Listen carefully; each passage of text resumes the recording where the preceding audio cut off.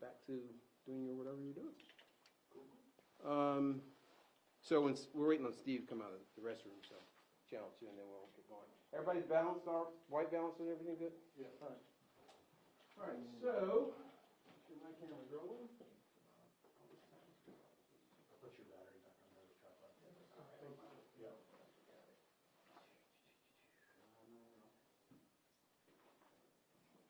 I didn't realize that was a window.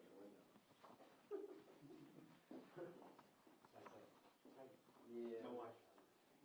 Well, yeah. I didn't realize that when we decided to do it from that angle. Record here. Could you give us a mic check, Senator? Testing, testing, 1, 2, 3, testing, testing.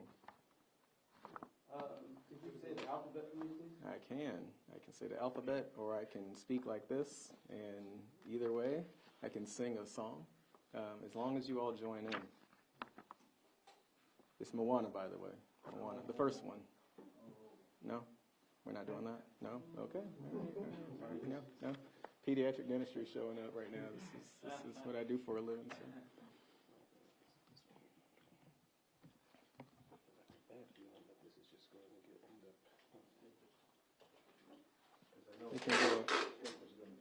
It can go across here. Right here. Just don't want it to fall off. Understood. All right, so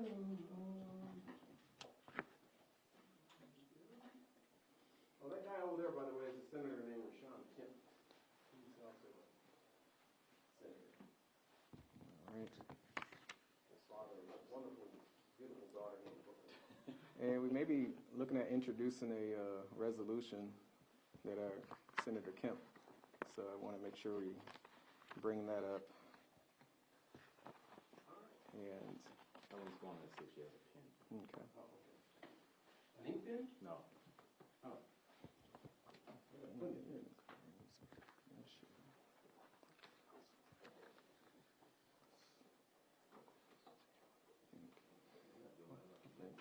Willis, and I'll thank you as well, and also those Democrats have been doing this work.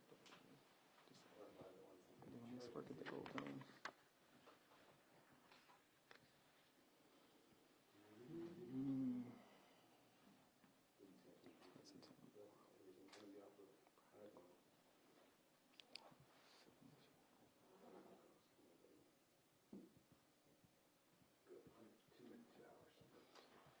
Do you think y'all are going to have questions or speech and then wrap it up? Do y'all have any ideas? I've got a bunch of questions. Sure. Can you guys do me a favor? I want to get a cutaway y'all shooting, so while we're waiting on them, I get my cutaway y'all looking at your cameras. They're like, fine. Rick is so bossy. We're not supposed to be the news. Right. I'm sure I will have at least one. Okay. Looking at your cameras for me? You're like, we're behind the camera for a reason, right? He's putting his swag on. It's like that. Oh, yeah. All right. There you go. Let's move this. No, I set it right there for you in case you my focal point that I need. Oh. Yeah. And I have my paper too. Just get it through here. Balance it out a little bit more. Come on. Yeah, either way. What's your better side? All right.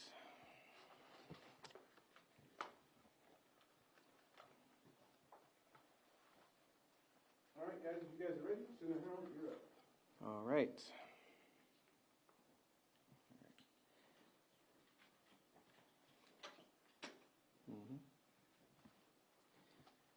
Thank you all for being here to cover this very important issue.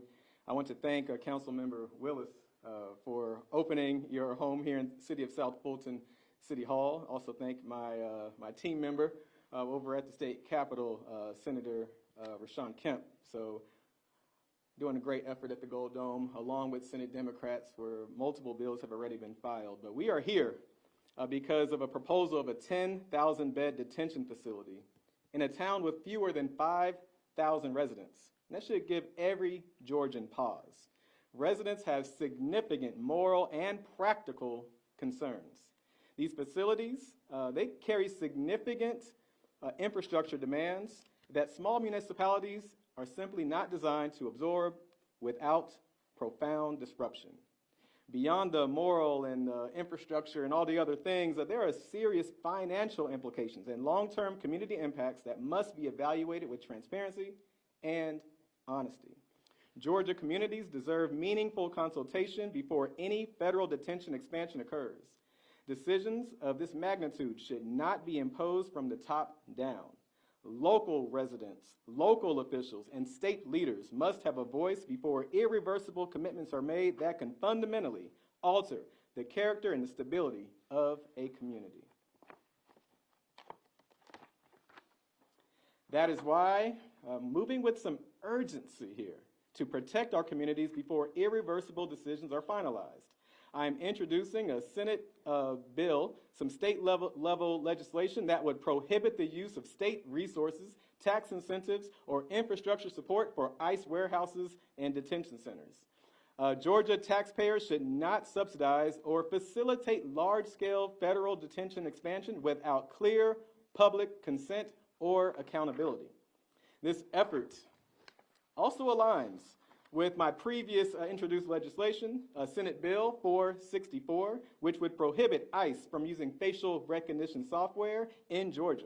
Protecting civil liberties, privacy rights, and community trust must be central to our public policy decisions.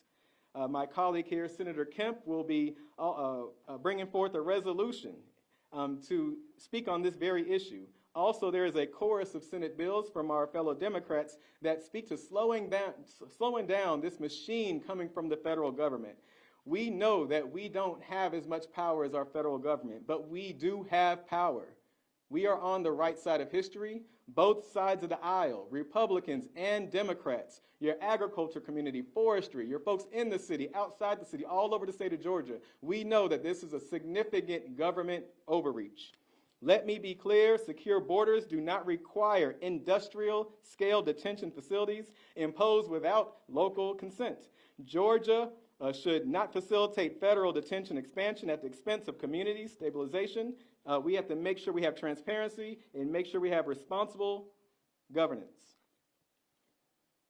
And on a very human level, we must protect human dignity, treat each other with respect, and love our neighbor as ourselves. With that, let's hear Councilmember Willis on local efforts. Thank you, Senator Howard and Kemp.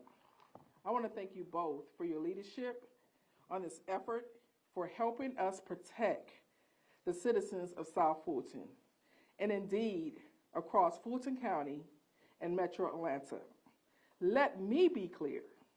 Under my leadership as a council member in South Fulton for District 3, as long as I am elected as a representative of South Fulton residents, I will work to restrict ICE warehouse detention facilities within our city limits, and anywhere in the county. I will work along with my colleagues on City Council. My responsibility to the people who live here, the families, small businesses, seniors, and young people who deserve stability and safety in their community. South Fulton is not coordinating with ICE agents in sweeps and raids. We will continue advocating for policies to keep our citizens safe while keeping our community whole. We are choosing to be proactive. I say that again. We are choosing to be proactive, not reactive. That is why I will be introducing a city resolution opposing ICE warehouse detention centers in South Fulton, as well as opposing coordination of ICE agents who target non-criminal immigrants. I will work to advance language affirming that the city should not provide zoning approvals, land, or logistical cooperation for these detention facilities. These are deliberate steps to ensure that our community's values are reflected in our public policies. On a large scale, detention warehouses do not align with the vision we are working toward here in South Fulton. We are currently undergoing a comprehensive revision plan for the next 5 years, and detention centers are not in our plans. Public trust, neighborhood stability must remain our top priority here in South Fulton.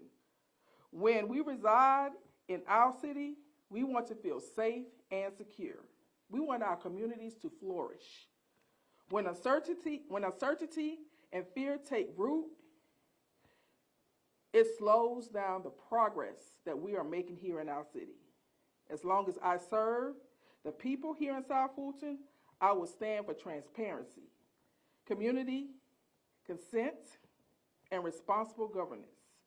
We can support lawful processes without sacrificing integrity and stability of our neighborhoods. Fulton's future should be defined by opportunity and unity, not by industrial-scale detention facilities, imposed without the voice of the people. Our community is not a warehouse. It is our home, and I will always fight to protect such. We have had many residents concerned about ICE detention centers being housed in our city. We have had many residents concerned that we are cooperating and collaborating with ICE. I want to assure you that that is not happening. Again, thank you for being here. Thank you, Senator Kemp. Thank you, Senator Howard, for all that you do. And together, we will work to make sure that our communities are safe, protected, and unified. Yeah, I'm honored to be here with my colleagues. This is what cooperation looks like, and this is what our citizens elected us to do, and that is to serve them and to be their voice in City Hall and under the Gold Dome. And so I will be joining with my colleague, Senator Howard, to file a resolution supporting our United States Senator Raphael Warnock in his efforts to slow this down. There should be cooperation on the ground level, at the federal level, as they are trying to bring these types of detention centers to our communities. We should not do it without the voice of citizens being heard, and so that is why we will file a resolution to support Senator Warnock in his efforts to amend federal law to ensure that congressional approval is given for these types of centers to be brought to our communities. We should not be bringing these types of facilities to our communities without local control and voices being heard. And furthermore, the argument is made that this is what the United States voted for when they elected Donald Trump. It is made clear by the opposition in cities like Social Circle. People do not want these types of detention centers in their communities. We can have strong borders without having large-scale detention centers in our communities. With that, we'll take questions. Yeah, Senator Howard, how do you expect this proposed legislation to be viewed by your colleagues on the other side of the aisle? Sure. I'll take that. Yeah, Howard. Great question. The question was about how do we think it'll be received by my colleagues on the other side of the aisle. I think that the President of the United States has our colleagues in a bit of a chokehold. When you talk to them privately, they really don't feel the same way that you hear publicly, many of them. What I have found is agriculture is our #1 business in Georgia. We talk to folks in forestry. Folks all over Georgia know that this is not what we voted for. This is not what Republicans voted for. I know so many Republicans that they want to love God and love people as well, but what they see in our president is not what they signed up for. What they saw was concerns about the last administration's handling of immigration, and now we're seeing an overcorrection to where we're not treating people well. We are trampling on local control. So all of these are principles that folks on the Republican side of the aisle believe in. And so privately, folks will agree. The challenge is publicly getting out in support of a president that moves with viciousness on any opposition. So this is why we're having this conversation, because at the end of the day, you who are listening to us right now, you who are listening, and I'll hold it here. At the end of the day, as you are watching this whole interview, there are folks on both sides of the aisle and folks who are independent saying this is not what we signed up for. We're ready to move forward in a better way, and they're looking for leadership. And leadership has to start somewhere. It may make us unpopular with the power structures, but no matter what, the little guy on both sides of the aisle, we're tired of being trampled on by power structures on both sides of the aisle. If we dig into the details of these detention centers, somebody's getting paid. And they are Republicans, and there's probably some Democrats. There's some lawyers involved. There are land deals that are happening. There's construction jobs. And what we're seeing here is an infrastructure that is putting to the side the little person, the folks who don't have the capital to really make things happen. But we have to come together. Get ready for some unusual collaboration.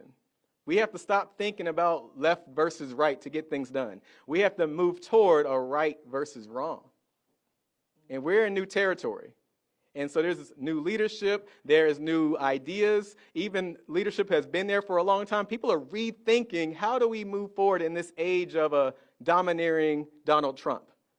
The old way is gone. Folks on both sides of the aisle and independents are saying, you know what, we're going to stand on principle. We're going to stand on principle.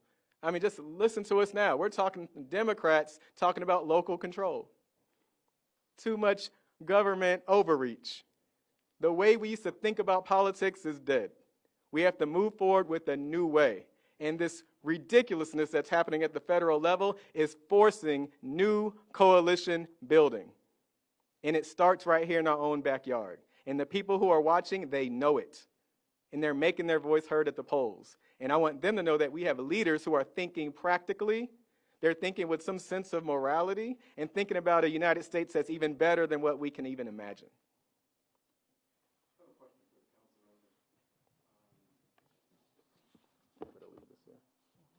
Thank you. So, the city of South Fulton, of course, has been in the news for a lot of, in the past, for a lot of bad things, but now you guys have turned a new leaf, apparently. You've got a new administration, new council members. How comfortable do you think you will be able to get this passed through, this resolution with your colleagues to get this passed? Anything that we introduce to city council requires 4 votes. And I don't want to preempt the vote, but I will tell you that my colleagues are in concert with the community in saying that we don't want ICE here. Now, we don't have jurisdiction over ICE. We can't control where they go, what they do, but we do not cooperate with them. We do not collaborate with them, and we do not welcome them in the city of South Fulton. We do have a lot of industrial warehouses. You're in one. And we repurpose our warehouses for business use. Our Fulton County Board of Elections office was once a warehouse. So we have many uses that we can repurpose our warehouses for. But a ICE detention center is not one that we welcome or would like in our community.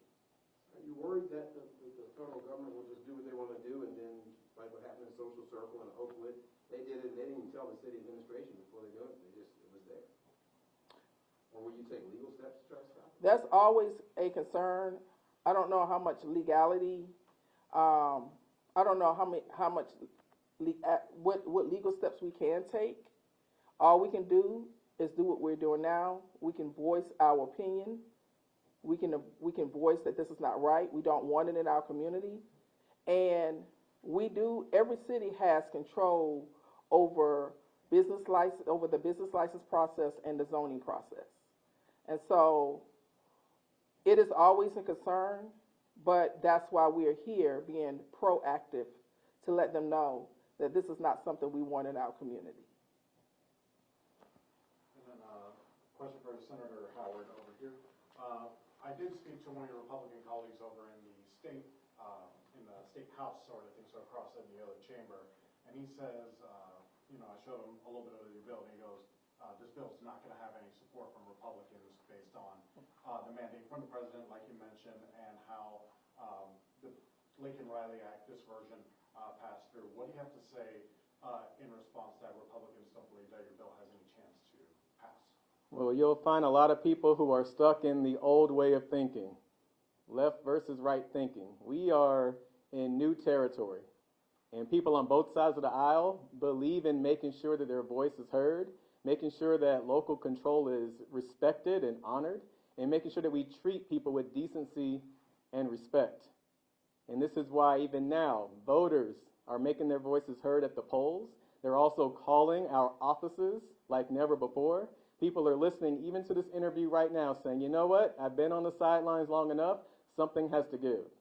And we are in this political space and we have our ear to the ground to the people. I'm not worried about politicians. I want to make sure that the people are heard. And I have the pleasure of representing parts of Fulton and Cobb counties, and this is top of mind. Top of mind. And people do not care if it's a Republican or Democratic idea. They just want a good idea to move forward. So if there is a Republican out there that says, you know what, I kind of like the idea, but I don't want your name on it, take my name off. As long as the idea moves forward, that's all we care about. And then a follow-up to any which one of you that wants to follow this up. What has stood out to you the most about all these warehouses in the last month or so? Is it the speed? Is it the secrecy from ICE not talking to some of the local municipalities? Like, what is it that stood out the most to you all? I can briefly just speak on the fact that it's a lack of respect for our local communities. It kind of reminds me of what's happening with the data center debate. Make sure we take the time, speaking of warehouses, instead of a warehouse is full of thousands and thousands of servers, now we want warehouses full of thousands and thousands of our extended family, our neighbors, our folks who are in our schools, trying to have a bunch of non-violent, non-criminal immigrants who are here putting in a situation that Senator Ossoff has identified are deplorable conditions. Have we seen this before? Through using the idea of safety or criminal justice to warehouse people. It seems like this playbook has happened before. We have to do something about it. And we're not going to wait till we're past crisis. We're going to do something now. But you may have something to add there.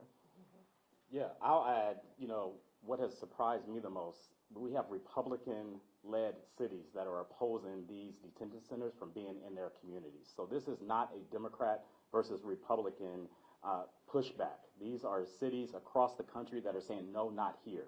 And we are just joining them. This happens to be a Democratic city. I'm honored to be a resident of the city of South Fulton, so I'm proud of the leadership of Councilmember Willis and others on the city council. But this is not just a Democratic issue.